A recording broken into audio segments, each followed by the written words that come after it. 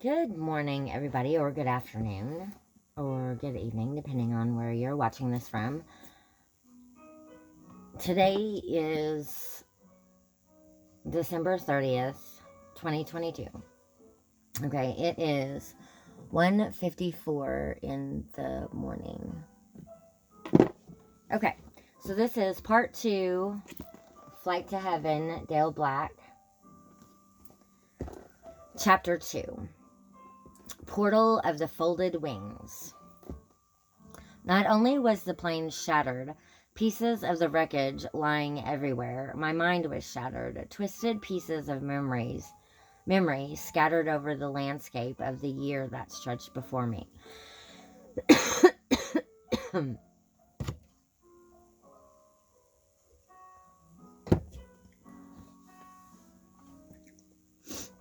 Some of what follows was told to me by ambulance personnel, doctors, and friends who visited the crash site.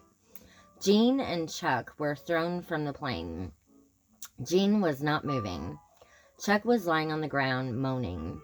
Apparently, I was still in what remained of the cockpit, lying like a rag doll, limp and motionless.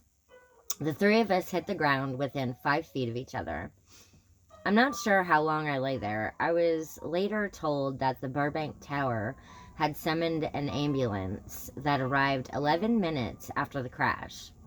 When paramedics arrived, they found me staggering through the rubble in a state of shock. I was drenched in fuel, both hands clutching my blood-streaked face with parts of the airplane sticking out of my head and legs. They ran to me and gingerly laid me on the ground. Chuck and I were put into the same ambulance that sped through the streets, siren blaring. When the ambulance arrived at nearby St. Joseph Hospital, a trauma team was scrubbed and ready for us. At this point, I didn't know where I was or how I got there.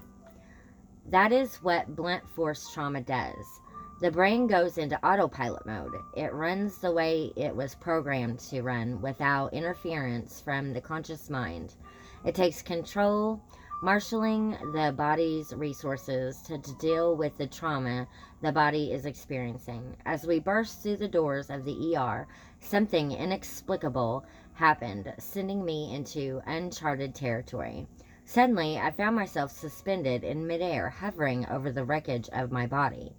My gray pants and short-sleeved shirt were torn to shreds and soaked in blood and fuel. I had a bird's-eye view of the entire ER and watched the flurry of activity like a bystander. They wheeled the blue gurney I was on into a room about 35 feet square. They undid the red straps that held me and moved me onto a metal table. I hovered above the end of the table near my feet and just below the acoustical tile ceiling. A thick-boned, gray-headed doctor approached my body, standing near my left shoulder, and began inspecting me. He gently turned my head to the left, focusing on the damage to my face. He went about his work professionally and unemotionally. What happened to me, I wondered. Where am I? 3 nurses were in the room, the shortest of which stood to the doctor's left. The other 2 were on the opposite side of the table, cutting off what remained of my clothes, working furiously. It was then I noticed that my hearing was impaired. I was only a few feet away, but I could barely hear any sounds, barely make out any words, though I could see everything clearly and distinctly. As the trauma team worked feverishly, I felt surprisingly detached. I recognized myself on the table, but felt no anxiety, no sense of urgency, no pain, no sadness, nothing. It was a schizophrenic feeling, being 2 places at once, your body on the table below, another very real part of you floating near the ceiling above.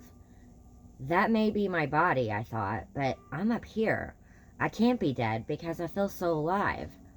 Amazingly, I wasn't shocked by all this, just curious, still wondering what had happened.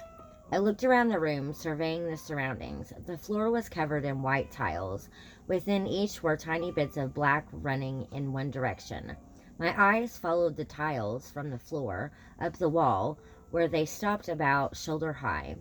I noticed the medical equipment, the trays with instruments spread out, the medical staff in gowns. It was all cold and sterile. All the while, I couldn't stop wondering. This must be a hospital, but why am I here? What happened? Okay, that's all for this video. Thank you for watching.